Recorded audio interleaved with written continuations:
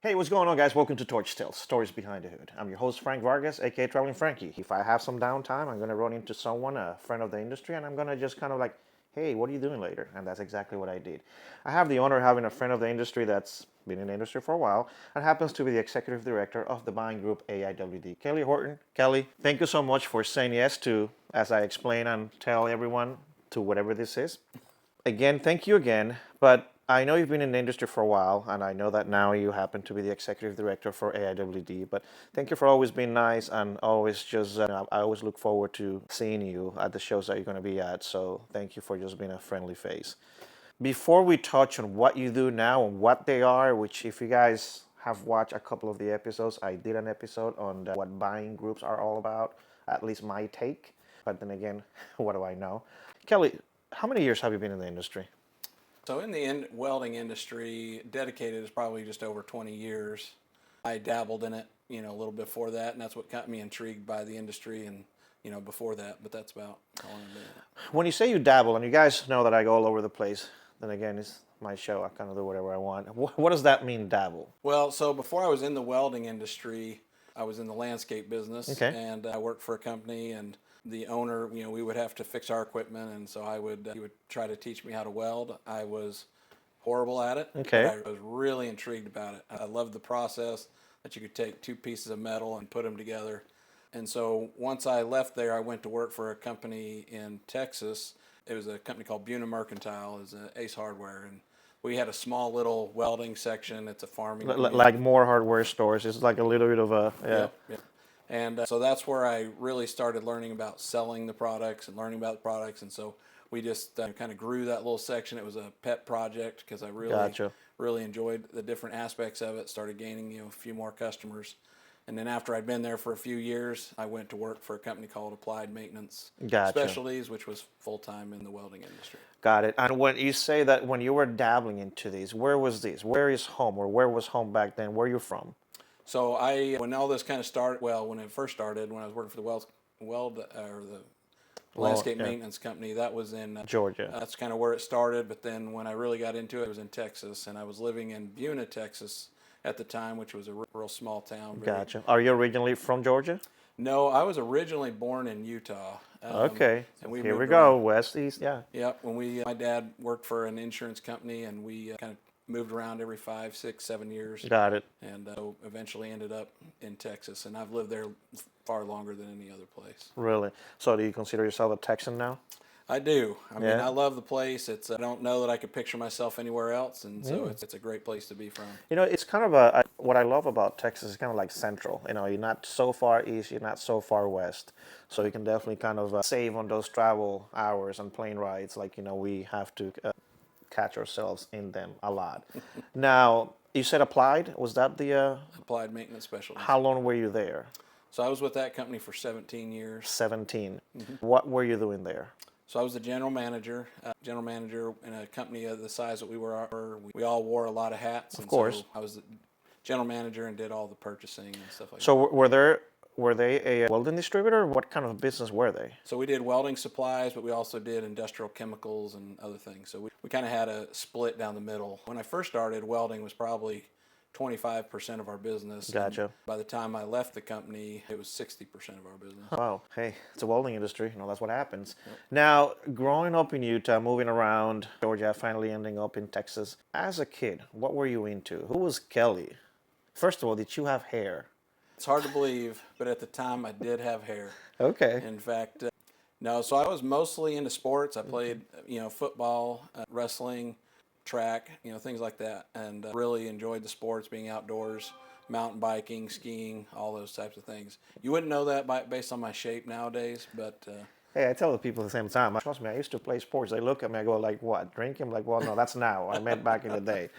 No, so that's cool, and that happens to every one of us. We become a chair just becomes too comfortable. So now, what other careers did you have aside from in landscaping? a lot of it was in landscaping. Oh, okay. And I worked for several companies doing Gotcha. that. And so I liked being outdoors. I liked working outside. Of course, when I got to Texas, I was glad I wasn't working outside. It's pretty brutal. I thought I liked it, yeah. But yeah. And Applied, 17 years. Are they still around? So applied maintenance specialty is still around. They've morphed a little bit. Okay. When I left and became the executive director, he let me know that he had accepted a deal to sell the welding side of the business Gotcha. to a company called Coastal Welding. Okay. And so I still have a great relationship with the previous owner, and so he's still in business, just more focused on metallizing and chemicals. Cool. He doesn't do anything in the welding.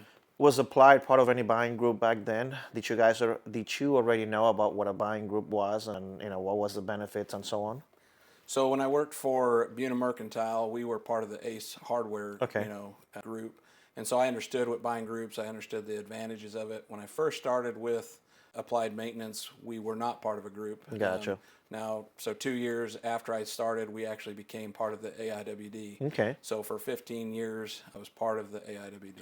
You were already exposed to, for 15 years. And what was your role? Did you have to have some hands-on with the group? How did you really learn about what a buying group and AIWD, especially a buying group in the welding industry as a whole? What was your position there? Did you have some inner workings there? Well, as the guy that did all the purchasing, you have a strong relationship with the vendors and how the group functioned. I was the one that attended the shows and Gotcha. different things, so that's how I really understood what the group was and what we were trying to do. It was really instrumental in the growth of our welding supplies and why we were successful at it. And so we knew we needed something else to be competitive in the market. There was a lot of Be able to great compete with the companies. bigger guys with a bigger package and deeper discounts. Are you married? I am. Have any kids? I do. How many? I got 3 kids. How old are they? I got one that's 25, one that's 15, and one that's 13. God damn, you're old. I am very old. Hey, I have a 30 and a 26 and a 11 and a 6. What am I saying? How long have you been married? I mean, 25, so I'm at some 25 plus. Well, so my daughter that's 25 was from a previous marriage. Okay. And so I've been married with my current wife since 07. Okay. And so we've had a great run at it. It's a great wife. She's good to me. Good. I definitely married up when I married her, so I'm very blessed. I don't know her, but I would say that to you. Now, how does AIWD comes into your path? So here you are at Applied. Were you thinking already because of whatever? If you don't mind me sharing, what happened there that you ended up with AIWD? As my current role, or just As coming in as, what, I'm thinking of looking elsewhere. How did you end up with AIWD? Okay. Yeah, so after I got started and we were really starting to try to take off in the broader welding supplies, we recognized competing in the market, it was tough. As a single independent company, Yep. it was hard to compete with guys that had been in the industry a lot longer, were much bigger, had a lot more buying power, and so that's when we started looking into the different options, and we looked at a couple of different ones, and the AIWD was just a great fit for us. Gotcha. And so that's where we ended up signing up with. Got it. And then you personally, and now, did you came on to AIWD as the executive director from day one? No, I was just for 14 of those years, I was just a member like anybody else. Okay. Then last year, I was actually on the board of directors. Okay. I was invited to fill a spot that was vacant, and so I filled it for a year. And then after I had been there for a year, we were actually looking for a replacement executive director. And of course, I had such a great relationship with my current employer. Yeah. Matt Peterson just was very instrumental in saying, I think you would do really well at that. That might be something you want to try. And so I was happy with where I was. Yeah. I loved the company. I loved my boss. So he had not crossed your mind yet, even when a position was open. So your ex, let's give him that title, he was the one that mentioned this? Yeah, I mean, it's not that the job didn't intrigue me, because I did feel like it would be it, but because I was happy and I was content. Been a loyal guy and all that? I wasn't looking for something else, and I didn't want to abandon somebody that had, been good to me and taken care of me and all those things. And so at his all right, so now the position's open. You guys have a conversation, internal conversation. How did the whole process start? And when did you actually say, you know what, you're right, maybe that's something for me there? Yeah, so interestingly, we had been doing some interviews, we put it out into the industry. When you say we as part of the board, like board you of are part of the directors. board, so that group is saying, let's look outside. Right. Okay. So we were looking for somebody, board, we put out some different efforts to try to find some talent and different things like that. And you submit your resume with no name, and they say, hey, this guy looks like qualified. Oh, by the way, that's mine. Something similar. I mean, we had done several interviews and given a lot of consideration to a lot of great candidates, and then but towards the end, I had kind of drank the Kool-Aid and was like, I said, maybe this is something I want to do. So I approached the board and said, hey, would you guys accept my resume and consider me for the position? And they were willing to do that. So then I got on the other side of the table and they interviewed me, and I was fortunate enough to get the job. And how many years now it's been? So just over 3 years. So. Over 3. When you first came in, being on the other side of the counter as a distributor, as a member, and now having to have this new role as an executive director, what was the hardest thing coming in fresh into that role? Communication. It's probably, I mean, dealing with people that... making sure we're all aware of where we're at, what we're doing, making sure all the cats are moving in the right direction. When you say communication, do you mean that you had to learn how to communicate better because now you have this room full of people, digitally, physically, whatever, and you had to learn how to give them enough information to keep the board happy? Or was it just that you communicated stuff and still was not getting through?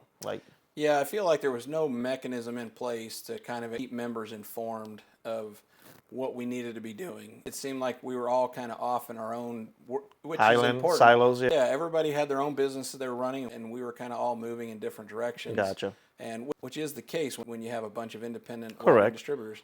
But keeping people informed and helping them understand, trying to build this game plan of how we could be a stronger group, make more sense, and be more value to the members and to the vendors. Correct. I felt like my first big. I'm still working on it, but Yeah. it was the biggest hurdle at the moment. Gotcha. And now 3 years in, knowing what you know and having the experience that you've had, for 17 years, 18 almost in the industry, what would you say so that was the hardest thing. What has been the easiest thing? Well, I mean, the easiest thing about the whole thing is I love my job. I mean, Okay. I truly enjoy the industry. The thing I miss the most is being in a store. Okay. You know, that daily face-to-face interaction. Yeah, stocking shelves and talking to customers, solving problems. I do miss that aspect, and that's why I'm really appreciative of the opportunity that I have to go out and see members in their stores and get to know them on a different personal level, because it's not in passing at a show or in passing at even at our show. So it's a little more one-on-one opportunity, see what their struggles are, see what we can do to help fill those needs. And that's really where we've gotten some of our game plan, is to see, hey, I'm seeing these as real shortcomings of the group. Yeah. And we recognize there are. Every group has a shortcoming. Of course, 100%. But we recognize those, and we really value the Try to feedback assess members them, give. So. And was that part of the past executive directors, traveling, actually going to and visiting as many distributors as they can or they could, just to kind of see that there's a synergy there, that everyone was working together? I don't believe that was done on a. I mean, I know the answer. I just wanted you to tell me. I mean, it's. I mean, not to speak ill. I just don't think it's happening now. Yeah, it's not as consistent and as at the scale that we're doing currently. Okay, there you go. Hey, you see, guys, that was the first time that he, kind of didn't know what to say. But anyway, good kind of answer. Now, the yearly show, and the episode that I did, where I kind of explained. I think you've watched it. Mm-hmm. Where I explain my thoughts on how buying groups work. So when you are trying to sell, let's say I'm a independent new distributor and you meet me at one of these shows. How does that conversation start? I'm curious to hey, I'm Kelly, I'm AIWD, and you should really come with us. How does that work? Usually what I try to understand is what their pinch points are. Okay. What their struggles for their business are. Sometimes those struggles are easily fixed by programs that we have, whether it be competitive pricing, whether it be just access to information, whether it be the networking with the members. Sometimes you do run into some that that introductory process doesn't work very well. But, Correct. But really, we're trying to help them understand how we can be a resource. I've talked to potential members that say, "Well, this has got to be too good to be true." Yeah. Because I spend most of my time, probably even 90% of my time, trying to find distributors that are not part of a group. Of course. Trying to bring them the value of buying groups, and it's helping them understand, why wouldn't you be part of a buying group? And sometimes just helping them realize what resources are there is the biggest key to helping them. Have you ever had, because at the end of the day, you are in sales now. You are selling a program, you are selling a feature, a benefit. However, whoever sees that, and however they see that, it's up to them, but you are in sales. Have you ever done a sales call that the minute they see is like, hell no, I'm not interested. I will never go that way and get the hell out of my store. Sure. Had one within the last month. Really, congratulations. Oh, yeah. It's, some people are just, they're set in the way that they do business. And, you walk into their store and they're like, nope, we just don't do buying groups. And I respect that. Yeah. If it's not a need for them, then, Correct. And I totally understand. But I think we could still bring value even to those that don't feel like they need a buying group, because number one, some of the stigma, is some of the confinement that some people feel by some of the requirements of groups. Our group is very flexible, and it works with a lot of people's circumstances. We do cater to small to medium distributors. And so, we try not to have too many requirements that, kind of hinder their business. And we're really trying to be flexible. Gotcha. So how many members are there now? So, that number changes all the time, but we're about 135 companies. Got it. Member companies. And do you know right off the bat, like, not mentioning name, like who's the oldest, how many years, and as I know, I see the emails and members, so I kind of know who's new. But how many years have the oldest been, or do you remember any of that? Well, so I know the group was started in '99. Yeah. Unfortunately, one of the oldest members of the group is no longer with us. It was a sad moment. Or in the industry, just for now. And so, there, as far as the original group, there are still a few original members, but I mean, we're really kind of almost at the complete turnover stage, where we've got all new members from the original, some that started. But Gotcha. How many shows do you, because I know you do the annual for GATA. I think I've seen you at the spring management one. Have I? Yep. Mm-hmm. And of course, your own annual show. Do you do any other shows? So I do those three every year. Yeah. I do occasionally attend some of the regional GATA meetings. GATA is a great organization. I love being partnered with them. And so, just depending on who I might need to see as far as members and the opportunities that I can make happen while I'm out there. So it depends on which regional meetings I might also attend. And then I do Fab Tech. Of course. But those are the main actual shows. Do you guys have are the bulk of the members from the U.S.? Do you guys have anyone from outside of the U.S.? So, yeah, all of our members are pretty much inside the U.S. except for two. We Got it. got one in Canada and one in Puerto Rico. Got it. And when someone joins a buying group, and I did touch a couple on what I thought the rules are, but there's certain rules that not mandatory, but well, I guess so if you want to kind of stay on it. But they have to go to a show at least every other year, correct? Yeah, for us it's once every other year. Got it. How far ahead are you guys always looking into shows and are already closing contracts on the next city, next event? Yeah, so Diane does a great job on trying to keep us ahead of that schedule. Yeah. So we typically are always at least 3 to 4 years out in advance, which takes a lot of planning, a lot of prep, but it allows members to know what the conveniences are from where they'll be located. For their locations and all that. Yeah, what's crazy is because I think I asked this to somebody else one time, and it's 10 years ago, 15 years ago, you had always a decent amount of shows from other industries. But now, if you don't go 3 years out, you might not even have a venue. Yeah. Because there's so many other organizations, and it's just crazy. And that's just in our industry. I mean, there's so many shows. Yeah, very much. And every once in a while, you have the same place, same city, even the same hotel, because you have no choice. It is what it is. And so I've seen that, and that's got to be like, really, that other one is going to the same place? Come on, so I know that you guys have that issue because everyone else has that issue. Yep. Where would you like to, is there other things that you guys are really working on right now to bring more value to the group? And I know that answer is going to be always yes from anyone that I ask that, but is there something tangible that you guys have created in the last whatever year that it's like, hey, this is just for you guys to give you that extra value from us to you? So we got 3 main things that are kind of going on at the moment.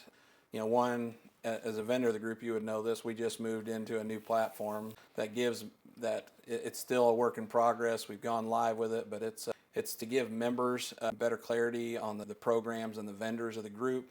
It will also help vendors, hopefully in the future, portray their programs and their wares and how they can, interact with our With each members other. better. So we have a lot of ideas. Vendors have given us a lot of ideas of how we can make it kind of a central communication hub with members and vendors. So that's a big one for us. We are also working on, really feel like education is a very big key 100%. to having, valuable employees. And so one thing that we've been wanting to do, and we're finally underway and prepping it, and hopefully we'll be rolling it out in November, is partner with Blue Volt Gotcha. to put a program together for educating members, Of course. with either vendor products or back office or salesmen or DOT, all these Yep. different aspects, and so that'll be a real value. And then of course something we've been working on for a while. We still have a long ways to go, but we are diligently trying to put some information together to try to put some type of gas program together for our members. So those are probably the biggest tangible Gotcha. items that Yeah, for sure. members really need and are looking for at the moment. Yeah, I think so, for sure. Now, here you are, this got an annual. Are you done for the rest of the year? Is this it? Are you kind of just diving into the Well, easy time? as far as shows, this will be my last show. Yeah. I have a goal to see 30 members a year. Where are you at now? So I'm at about 24. So depending on who I can see this weekend or this week, Yeah. then I may do another one or two specific trips just to go see members and try to reach that goal to just get where we need to be. And because with that, if we stay on that pace, and I will be in every member's location, within 4 years. It just takes a while to get through them all, but it's. Come on, Kelly, you could just travel like me. I And, could. If I yeah. travel like you, I'd be done next year. So, I mean, The annual show coming up. When is it, and where? so it's in April. It's in Florida. It's at the Doral property. Okay. It's where we were supposed to be in 2020. That's right. Yeah. And so they were great to us. They offered us we really tried to make efforts beginning of COVID to try to make that work. And so they have been generous with us trying to get us back and make that work. And so they've been good to us. And so we'll be there. And That's awesome. So I guess the tariffs didn't hit that place. I think that's the only place that isn't affected by tariffs. I wonder who owns that place. But anyway, I do have a question. The show, and I know it's not fair, and I think I know the fair answer to this, but I'm going to ask it anyway. Can a distributor that is not part of the group, can they attend a show as a visitor? Is there such a thing? Because it's like a double-edged sword. So, the answer is yes, somebody could if they're a potential member of the group. Is it open enrollment? No, just anybody can't roll in and attend our show. You guys got to vet him, that there's something really tangible behind his intentions. Right. Because our vendors are putting themselves out there to all the members and their information, and so we really try to safeguard those experiences and opportunities that vendors are putting out there so they recognize that only members of our buying group are receiving that information. And so when we do invite a guest, there's a little bit of guidance of what we can have them participate in and whatnot. But But it is a great opportunity to see for them. For sure. On the website, on the AIWD website, are the fees listed there for, is it public information? We don't publish it there. I'm not opposed to sharing what it is. Our members pay $1,550 a year. Okay. And we send out that invoice every January. Gotcha. Well, Kelly, I think you're good for the industry, and I think you are a good face to the. Well, sorry, I said a good face, but a good person. He has the same kind of face I do. We're just ugly. But anyway, you know what I mean. I think you are a good advocate for the industry. I think you are trying to head the buying group in the right path, and there's always hurdles. There's always no one's ever going to be 100% happy with. It doesn't matter. I've always I'm lucky enough that I travel and I go to this show, that other show, and I always hear the same thing from distributors. There's always something that they want to pick on. But I'm like, oh, maybe the other one is not going to pick on the other one. I'm like, no, it's the same everywhere. Yeah. So nothing changes on that side. But, as long as people like you that are just trying to be fair and do the right thing, regardless, the outcome is going to be the outcome and you can't control anything. Just people their own conclusions. But I think, you're visiting all the distributors, trying to have a face out there. People like, oh, because, in sales, it's just about consistency. It's about people really seeing you and trusting you and liking you. And they go, you know what? I think I'm going to talk to Kelly about whatever, because now I've seen him 3-4 times and I'm tired of looking at his face. So I'm just going to go shake his hand now. And so you know that more than me. I've been in the industry for about 15 now, and but this is what we do. So I want to thank you for anyone that has been in the industry that long. I always want to say thank you because without all of us working together, we wouldn't have this thing. So thank you for being the AIWD director. Thank you for the 17 years. Thank you for going to these shows and just promoting welding because we all need to work together. Absolutely. So thank you very much for your time. Thank you. You know, this is Appreciate it's been I've been trying to make this happen for a while, but he's been playing hard to get. But finally, I got him like, hey, now, and he said yes. Thank you again, and guys, you guys know how this works. If they keep saying yes, who am I to say no? Hopefully, you guys learned something about Kelly and also the AIWD buying group. I think there's a benefit for those that have a need that they might not even know they have a need. So just look them up and see what you guys can get out of it, and vice versa. All right, guys, see you on the next one with somebody else because that's how it works.